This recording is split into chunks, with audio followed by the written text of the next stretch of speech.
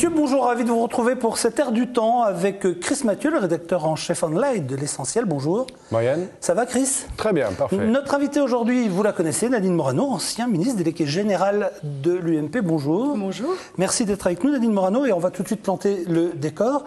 En ce moment, c'est la course à la présidentielle, entre guillemets, de l'UMP, c'est-à-dire qui va prendre la présidence de l'UMP. Vous soutenez plutôt Jean-François Copé, et puis dans les sondages, on dit que c'est François Fillon qui serait plutôt vainqueur. S'il était là, ce serait vraiment plein de bonnes choses pour même 2017, etc. Pourquoi vous avez choisi finalement Jean-François Copé par rapport à François Fillon? Bien parce que je connais les deux, et donc je peux moi-même faire une analyse comparative. Et j'estime que dans la conjoncture que nous traversons, nous avons besoin d'une opposition dynamique, d'une UMP tonique, avec du répondant. Et Jean-François a ce dynamisme pour exprimer notre ligne politique. Et c'est une vision décomplexée de la société, sans tabou, pour pouvoir parler de tout. Et je crois que voilà, c'est celui qui sera à même pour 3 ans, puisque n'oublions pas que nous ne choisissons pas là notre candidat à l'élection présidentielle, puisque nous retournons, d'après nos statuts, en élection en 2015. Donc il s'agit d'élire un président de l'UMP pour 3 ans. Donc voilà, et j'ai estimé que dans cette fonction, Jean-François Copé est le mieux placé. Mais en principe, le président de l'UMP aura forcément, à un moment donné, à en découdre avec l'opposition. Donc ce sera plutôt lui qui sera en face du... Ah ben c'est ce que j'ai dit, oui. Ça sera le leader de l'opposition. Et donc pour 3 ans, nous allons choisir celui qui va incarner l'opposition, celui qui va organiser la reconquête des territoires, puisqu'il va nous falloir regagner l'ensemble, enfin, je dirais une majorité de villes, et mener un combat extrêmement à la fois difficile, ambitieux, mais nécessaire pour le pays, parce que vous voyez bien que la gauche est en train d'emmener la France vers le déclin et qu'il va falloir relever tout ça. Et donc j'estime que le côté tonique de Jean-François Copé est ce qu'il nous faut pour l'UMP. Après la défaite des présidentielles et ce combat des dauphins, est-ce que Jean-François Copé est capable de réunir l'UMP avant d'être un président de l'opposition? Mais vous savez, nous aurons un devoir tous, parce que nous sommes dans la même famille politique. Donc nous allons élire notre président. Mais en même temps, le lendemain de l'élection, il faudra que celui qui aura été élu rassemble tout de suite la famille.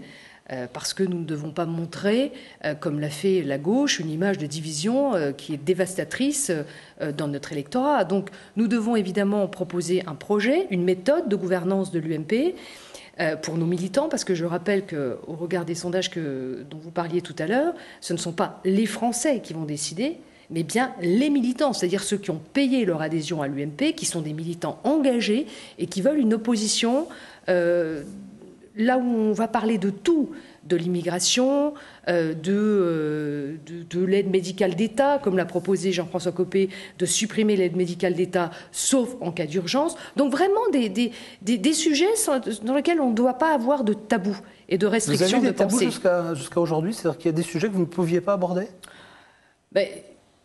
Il faut dire que nous étions dans un contexte de crise. Nous sommes d'ailleurs toujours dans un contexte de crise et nous avons souhaité que nos priorités aillent justement à résoudre la crise, c'est-à-dire soient plutôt axées sur les problèmes économiques. C'est pour ça que les sujets de société ont été mis, je dois le dire, c'est vrai, au cours de ce quinquennat, de côté, pour favoriser les prises de décision sur l'économie, parce que je crois que nos concitoyens nous attendent sur ce qui les préoccupe le plus, c'est-à-dire l'emploi et non pas, par exemple, le mariage gay. Donc voilà, aujourd'hui, ils nous sortent aussi le droit de vote des étrangers. C'était une proposition de François Hollande. Nous avons engagé une pétition sur ce sujet. Je peux vous dire qu'en 3 jours, les compteurs ont explosé à l'UMP. Le site est tombé même en panne. Pour vous dire qu'il y a une réaction extrêmement négative à cette proposition de loi. Enfin, c'est même pas une proposition de loi, ce serait un projet de loi, puisqu'il faudrait la majorité des 3/5 du Congrès pour adopter ce dispositif. Il faudrait changer la Constitution. Donc, et les Français n'y sont pas favorables. Nous avons demandé un référendum sur ce sujet. Nous avons lancé une pétition. Voilà des sujets pour sur le droit lesquels... de vote aux étrangers. Oui, et voilà des sujets sur lesquels il faut être très clair vis-à-vis de nos concitoyens. Quel chemin prend l'UMP futur? On a senti, encore une fois, au lendemain des élections, que ça se divisait un petit peu. Il y en a qui n'étaient pas tout à fait d'accord avec les orientations prises pendant la campagne présidentielle. Où en est-on aujourd'hui? Où en est-on aujourd'hui, c'est que nous avons un projet, d'abord. Ce projet, c'est celui qu'a porté Nicolas Sarkozy. Et très concrètement, lorsque vous voyez la session extraordinaire du mois de juillet qui s'est tenue au Parlement, il en est ressorti la démolition des mesures qui avaient été adoptées par Nicolas Sarkozy et le précédent gouvernement. Quand vous rencontrez aujourd'hui des ouvriers, et je viens d'arriver de Paris, j'étais dans le TGV, et je discutais avec une personne en face de moi qui était un ouvrier, et qui me disait « Mais vous vous rendez compte qu'on m'a supprimé mes heures supplémentaires défiscalisées, c'est-à-dire je ne payais pas d'impôt dessus, je ne payais pas de charges. » Vous voyagez deuxième classe, pardon. Cet ouvrier au bar. On a bu un coup ensemble, Okay. Bien vous cacher. Donc, cet ouvrier me disait que sur l'ensemble de l'année, puisqu'il était chauffeur dans les transports routiers, il allait perdre plus de 1 200 € à l'année. Eh bien, ça, c'est une forte atteinte au pouvoir d'achat au moment où nous avons besoin, justement, au moment de la crise, de favoriser ce pouvoir d'achat. Donc, suppression des heures supplémentaires défiscalisées, 9 millions de personnes en faisaient. Rien que dans le département de Meurthe-et-Moselle, pardon pour la Moselle, mais parce que j'ai en tête celui du département de Meurthe-et-Moselle, 47 000 personnes sont concernées par la suppression des heures supplémentaires. Ça veut dire 2 500 entreprises, en fait, qui sont concernées. Et donc, c'est une très mauvaise mesure qu'a pris François Hollande, ce qui est une mesure dogmatique, en fait. Ensuite, après, il a pris la décision de supprimer la TVA anti-délocalisation que nous avions votée et qui devait entrer en vigueur au mois d'octobre, sans même se dire est-ce que ça va marcher, de basculer, c'est-à-dire le coût du travail, abaisser le coût du travail et de le basculer sur la TVA, comme l'a fait l'Allemagne. En 2004, Gerhard Schröder, qui était socialiste, l'a fait. Et ça a marché. Il suffit de voir aujourd'hui la balance commerciale de l'Allemagne et son excédent, et voir notre déficit abyssal pour se dire, franchement, c'est pour ça que quand... Donc depuis quelques mois, là, il n'y a rien de bien. Vous n'avez rien vu de bien depuis quelques mois. Écoutez, c'est pas que Nadine Morano qui n'a pas vu quelque chose de bien. Il suffit de regarder le dernier sondage qui vient de sortir. François Hollande chute de 15 points dans les sondages. Mais ce qui est plus intéressant, et j'ai vraiment noté ça, 67% de ceux qui ont été interrogés jugent sa politique inefficace. 67%. 53% ne la trouvent pas juste, mais pire, 8% d'entre eux regrettent d'avoir voté pour lui au deuxième tour. Enfin, vous vous rendez compte ? Il a besoin de temps. Il dit qu'il faut du temps, qu'on ne peut pas tout changer en quelques mois.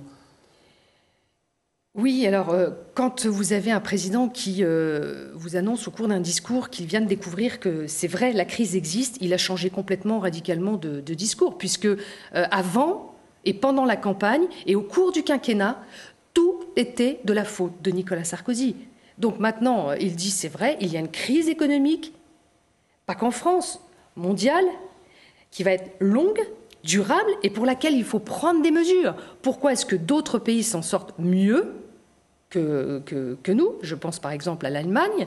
Et pourquoi est-ce que la France a mieux tenu que les autres aussi? C'est parce que nous avons su prendre les mesures nécessaires avec le plan de relance, avec le plan de sauvegarde des banques, avec le plan de soutien aux PME.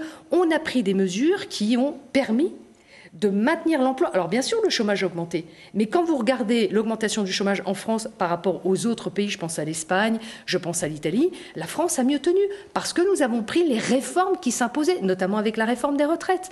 Eh bien, que fait François Hollande?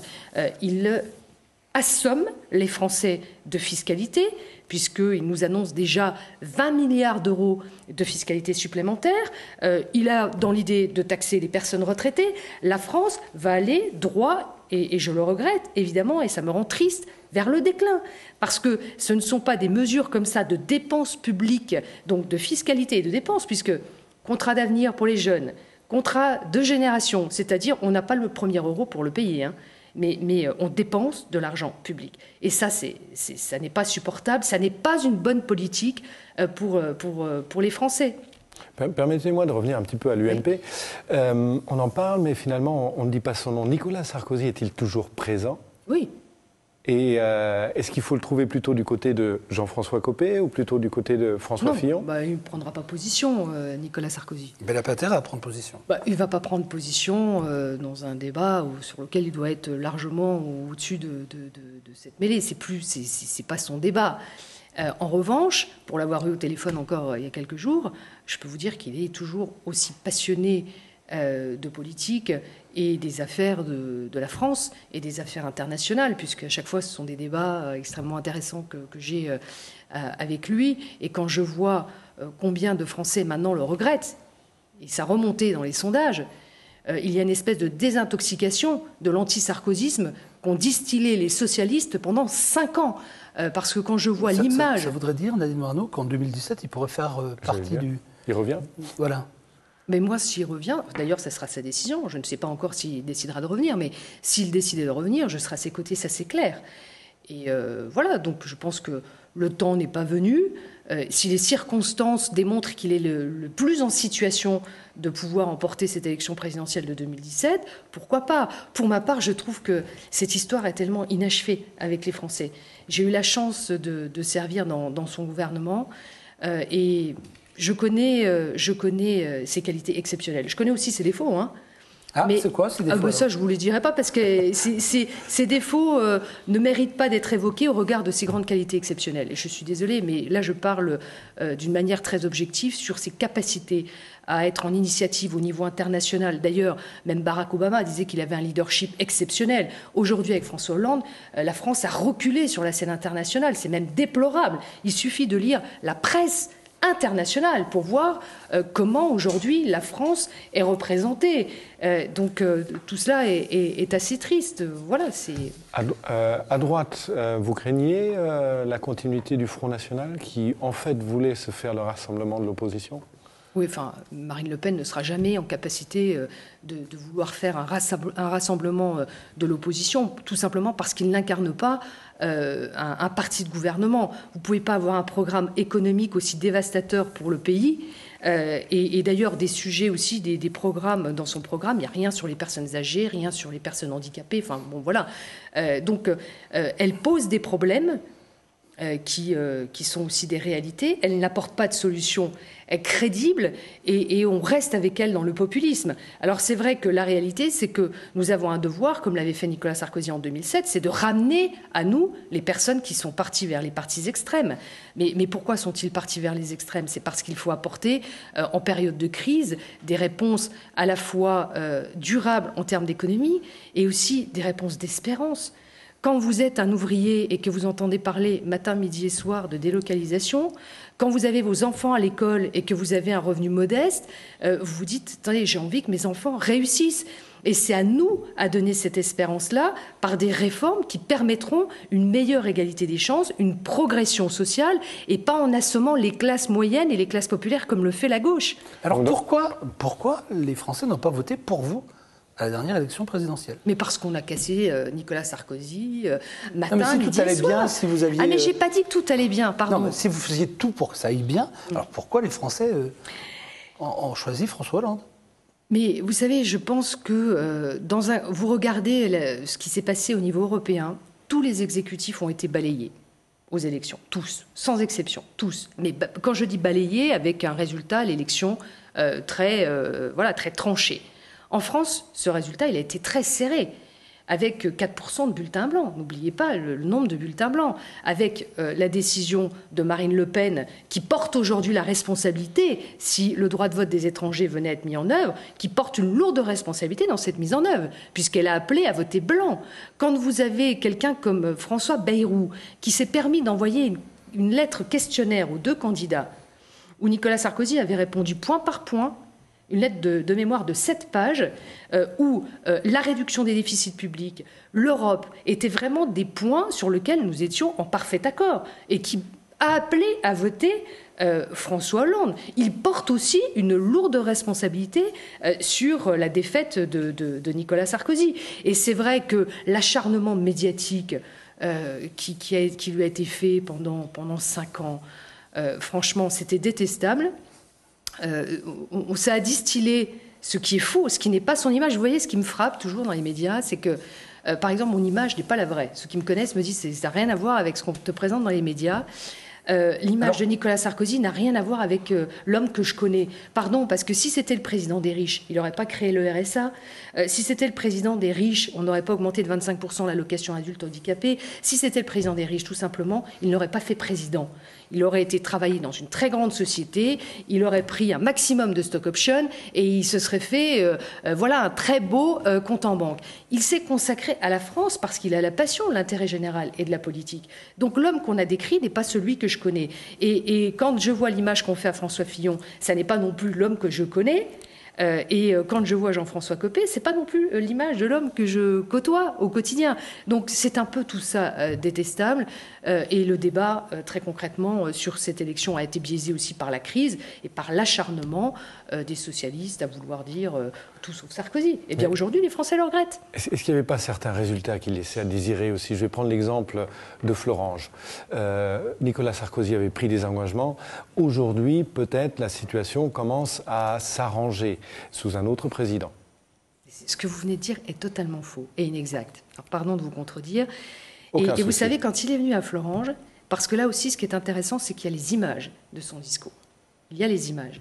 Et jamais au cours de son discours, il a dit que l'usine ne fermerait pas. Vous pouvez ressortir les images, parce que moi, je les ai ressorties à de nombreuses reprises. Les engagements qui ont été pris par Nicolas Sarkozy, parce qu'il est revenu 2 fois sur place, en présence du préfet, où les engagements financiers de 30 millions d'euros ont été intégralement tenus. Le centre de formation pour les apprentis a été non seulement créé, mais mis en œuvre. Le projet ULCOS a été porté par lui sur le crédit, sur les emprunts d'avenir, pardon, on avait engagé 150 millions d'euros. Et quand vous me dites tout va bien, c'est faux, c'est complètement... J'ai pas dit tout va bien. Non, mais il n'y a pas eu... Qu'est-ce qui est en voie de s'arranger ?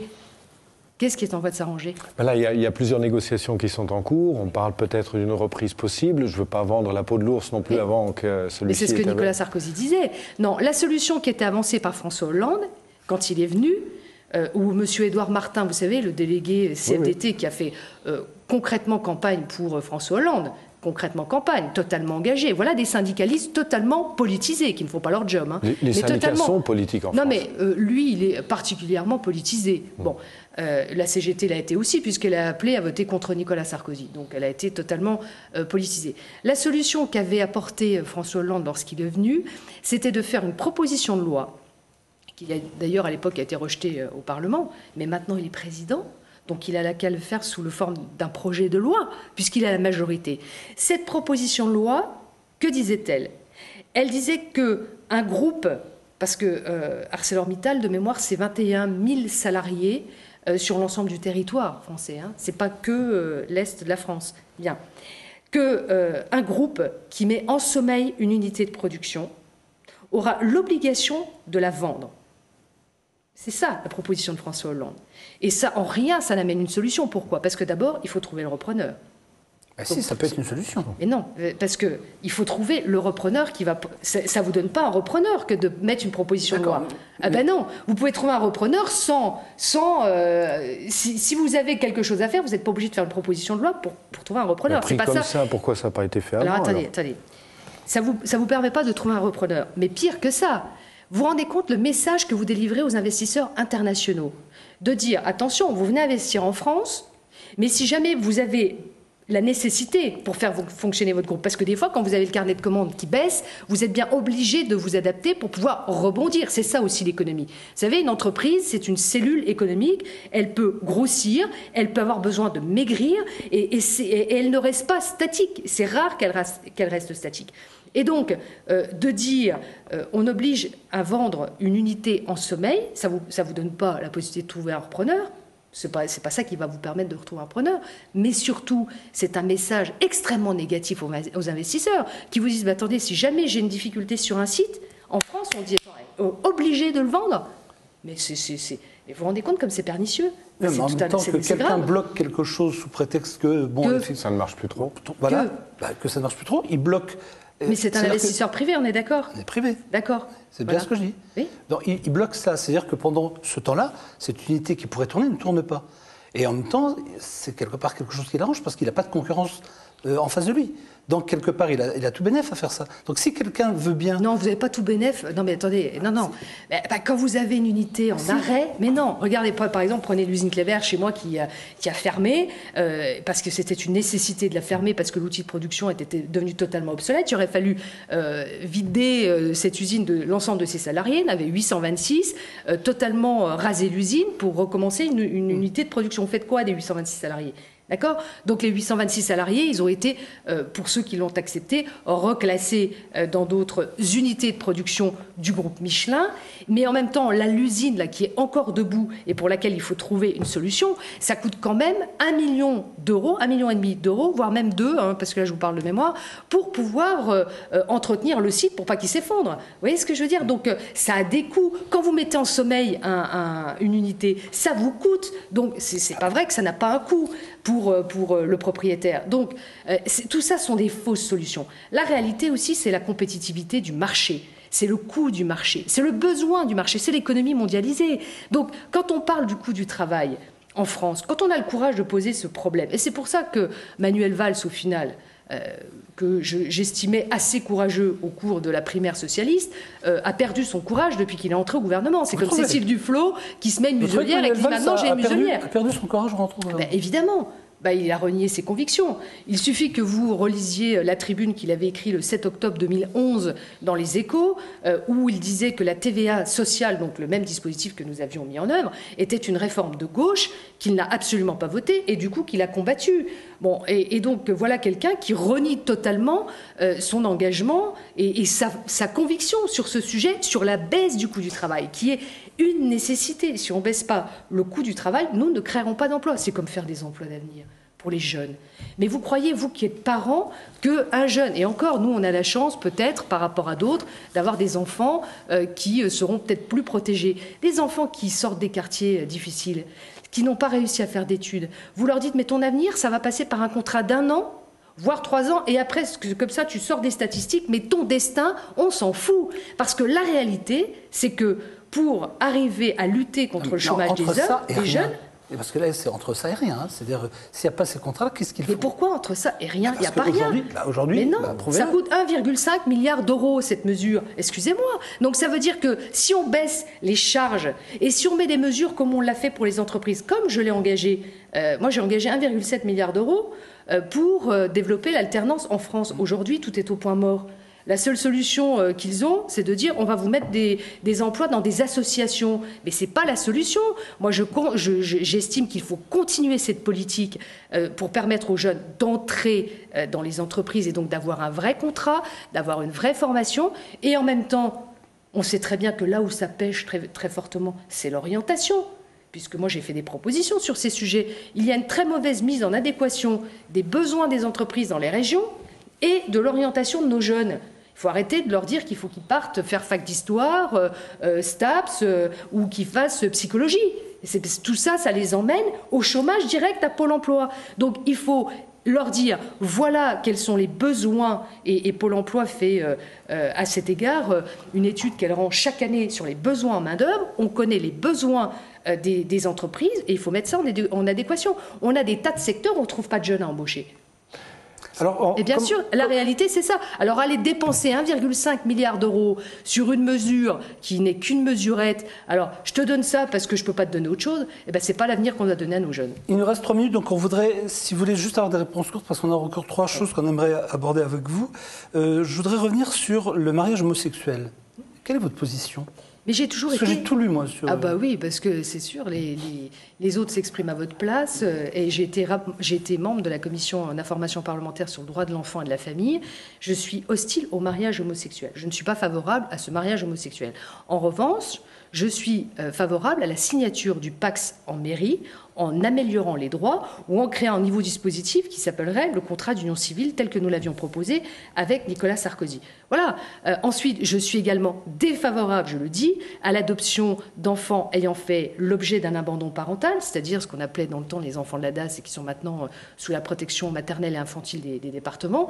Donc, je ne suis pas favorable non plus, tout simplement parce que j'ai été ministre de la Famille et que je sais très bien qu'il y a énormément de couples en attente et que nous ne pouvons pas répondre à la problématique de l'adoption. Mais, comme vous le savez, les personnes homosexuelles ont aussi leurs propres enfants biologiques. Il y a des femmes qui vont se faire inséminer en Belgique, on les appelle les bébés Thalys d'ailleurs.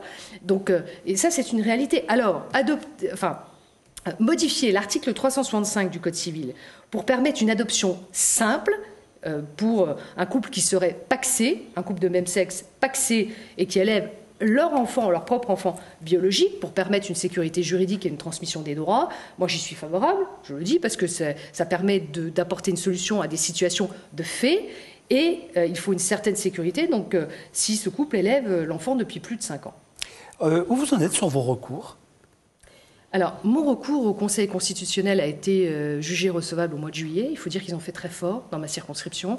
Jamais ils n'ont remis en cause, mon adversaire socialiste n'a jamais remis en cause mon travail. Et pour cause, j'ai amené la plus grande centrale solaire au monde dans cette circonscription, sur l'ancienne base aérienne de Toulouse. Au monde. Oui. Au monde. Je croyais que les Chinois avaient des... Non, ah non, jusqu'en 2014, c'est nous. Après, ce seront les États-Unis. Mais en tout état de cause, elle restera la plus grande d'Europe pendant, je pense, encore assez longtemps. Et donc, c'est un projet d'investissement de plus de 400 millions d'euros. 800 personnes ont travaillé pour la construire. Enfin bref, j'ai fait un travail avec l'ensemble des communes sur ma circonscription. Personne ne pouvait remettre en cause mon travail et mon application. Donc, il a fallu trouver des manœuvres électorales qui ne respectent pas le code électoral. Alors, je passerai sur l'affaire Dahan, où on a monté, coupé une conversation. Parce que si vous voyez, si vous dites au téléphone « j'ai pris de l'argent dans la caisse », pour donner à Gilles parce qu'il n'avait pas de monnaie. Si vous coupez à « j'ai pris de l'argent dans la caisse », on dit « vous avez vu, il avoue qu'il a fait un détournement de fonds ». Donc on peut tout faire avec une conversation montée. Donc il y a eu l'affaire Dahan. Il y a aussi un mail envoyé par un conseiller général socialiste la veille et le jour du scrutin, en appelant à voter pour le candidat socialiste, en faisant un jeu concours à gagner du vin, ce qui est parfaitement interdit par la loi, avec une liste de diffusion comme ça, où il a oublié d'enlever la liste de diffusion. Tout ça a été versé au Conseil constitutionnel. On ne peut pas ne pas respecter le code électoral alors que tant de peuples se battent pour avoir le droit de vote dans les démocraties, enfin construire la démocratie. Donc j'ai fait un recours, après on verra ce que décideront les sages. Dernière question pour vous ? Elle serait peut-être un petit peu personnelle. Vous avez été sur le devant de la scène politique, vous avez été très médiatisé. Comment vous vivez aujourd'hui ? Très bien, à dire vrai. Vous savez, je ne fais pas de la politique pour un titre. Je ne l'ai jamais fait pour ça. Je me suis engagée à l'âge de 20 ans. Je l'ai fait par conviction, par amour de la France. Et je continuerai toujours à faire de la politique puisque c'est ma passion. C'est vraiment ma passion. J'aime cet engagement. Et dans les moments difficiles, je pense toujours au général de Gaulle, puisque je suis gaulliste. Et je me dis qu'il a traversé des périodes très dures, qu'il a toujours eu en tête de sauver la France. Donc voilà, pour l'instant, je vis une période où je ne suis pas élu national, mais vous voyez, M. Payon, qui lui avait perdu les élections législatives en 2007, est aujourd'hui ministre de l'Éducation nationale. J'espère un jour avoir l'honneur de revenir servir la France. C'était donc l'air du temps de Nadine Morano. Merci beaucoup, Chris. Merci aussi. L'Essentiel, je rappelle, Online, et rédacteur en chef de cet Essentiel Online. Merci beaucoup, Nadine Morano, d'avoir pris du temps pour R. Chers amis, on se donne rendez-vous, nous, la semaine prochaine, forcément sur R, bien sûr. Allez.